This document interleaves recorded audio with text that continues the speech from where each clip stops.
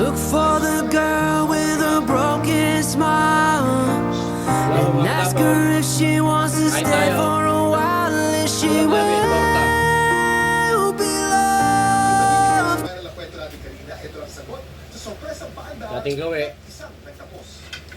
Aga mo kumain. Tara, mga guys, mga kadapol, kain tayo. Sabayan niyo kami sa pagkain. At lumuhod. Ang tamang sagot ay letter A. Nag-propose siya sa kanyang girlfriend. Kwento ni Ina, introvert ang kanyang boyfriend at ayaw ng masyado. Unang subo para sa inyo. Mulat niya, ang bigla itong nag-propose sa gitna ng stage. At sa harap ng ibang tao, binigay din ni Ina ang matamis niyang oo. Ang sorpresang paandarayan Tortang giniling. million views Sarap. sa TikTok. Luto ng asawa ko. 13 bahay sa Paranaque na tupok at ang inuman sa Cebu na nauwi Sarap sa po. Gilitan. Paso sa natin yan at iba pang mga balitang dapat alam mo. Mga guys, sabayan niyo kami sa pagkain. Ginilitan sa leeg ng kanyang nakainuman. Ayon sa mga pulis, ang iinuman ng dalawa ng tuba na ibinebenta ng suspect. Nagalit naman suspect na hindi raw magustuhan ng biktima ang kanyang ibinebenta. Ligtas naman ang biktima. Maharap Sarap. sa frustrated homicide ng suspect na walang pahayag. Isang foreigner arestado matapos munong takbuhan ng pagbabayad sa sinakyang tax sa Maynila. Sino may gusto? Sa mismong presinto ang suspect na isang Kuwaiti national. Kalauna na iniatras ng taxi driver ang reklamo matapos bayaran ng kaibigan ng suspect ang 400 pesos na pamasahe. May sityo lang kung sino may gusto. Sa Occidental naman, isang American national ang nasuwi matapos Kung gusto lahat. Palay Negros Occidental. Malakas Yeah, umano magluto ang sila. alon ng maligo sa dagat ang biktima. Dead on arrival siya sa ospital. Sunog, sumiklab sa Paranaque kaninang madaling araw. Halos 2 oras bago na kontrol ng Bureau of Usapang Protection ketchup. ng Apoy, 13 bahay ng Sausawan sunog para at masarap. 10 pamilya ang apektado. Patuloy pa ang investigasyon ng Bureau of Protection. Sa Cagayan de Oro City, 3 ang sinubos sa ospital matapos lamunin ng apoy ang isang tindahan ng LPG. Iniimbestigahan pa ito ng Bureau of Protection pero inaalam din nila kung illegal na nagre-refill ng LPG canisters. Maaga nakaluto eh. Napunan na namin to. Ito na, maaga lang nakaluto eh. Mas masarap kumain pag lahat may init. Ng 59 na pinakamalalaking media at Kasi pag ito, mamaya pa namin kinain, hindi na masarap kainin kasi malamig na.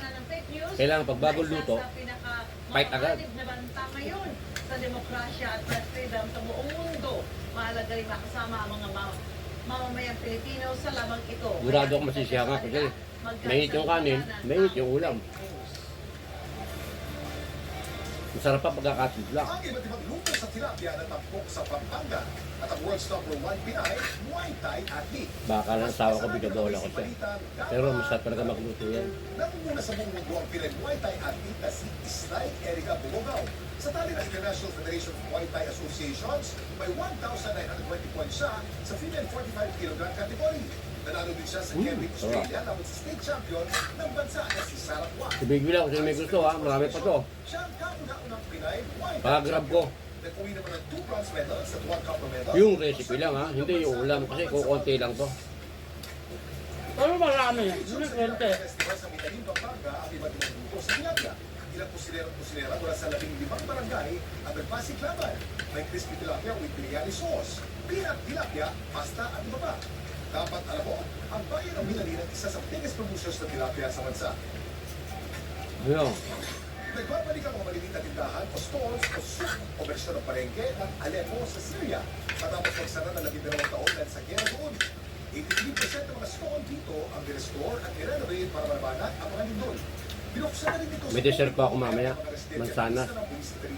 Kaso lang, parang hilaw pa ata kasi kulay green eh. Sa mga hindi pa rehistrado para green mapupunta pa, ay oh. malayo ang tirahan o trabaho, habol na sa programa ng COMELEC hanggang bukas na po ito. Sa nilunsad ng programa, maaaring magparehistro para makaboto. Ibig ka kumain, konti eh. At yan ang kwentong kalye ni Jen Encinas. Jen? Hindi ko asawa ko kumain. Konti eh. Punta na kami paggabi, konti na talaga kanin namin. Bukod sa mga taga-Marikina, Konti na nga lang yung kanin ko bago pa kumain. ilang hindi makakauwi sa kanilang lugar o probinsya dahil sa May nangangalabit. register program ng COMELEC. Dito ko naabutang nagpaparehistro ang grupo ni na Alisa na Nakalabit ba, Whiskey? Nangangalabit ko. Kasi sila sa Quezon City, kaya bihira silang makauwi roon. Mas maganda kasi yung ganito sir na may kahit anong kahit saan pwede ka magpa-register. Kasi katulad ako, botante ako ng Batangas. Siyempre pagdating ng botohan, sinasaparado rin. Diba? Mas maganda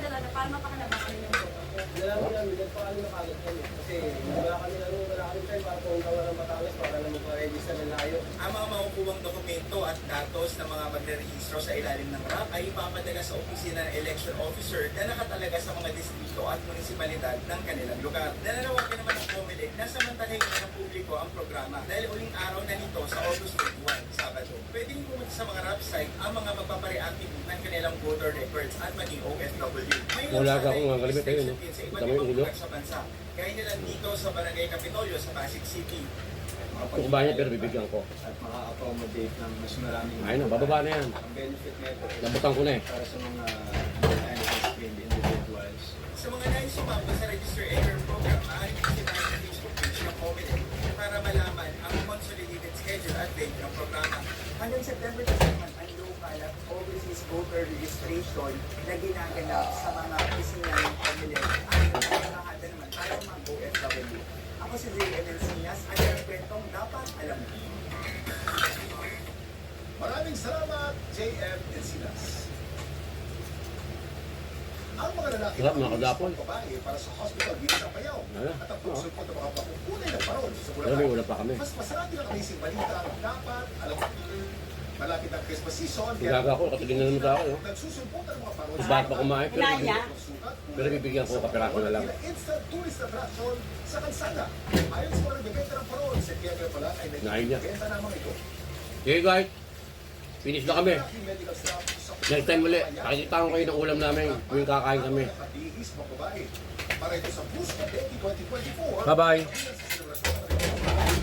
Layo daw nitong ipaintindi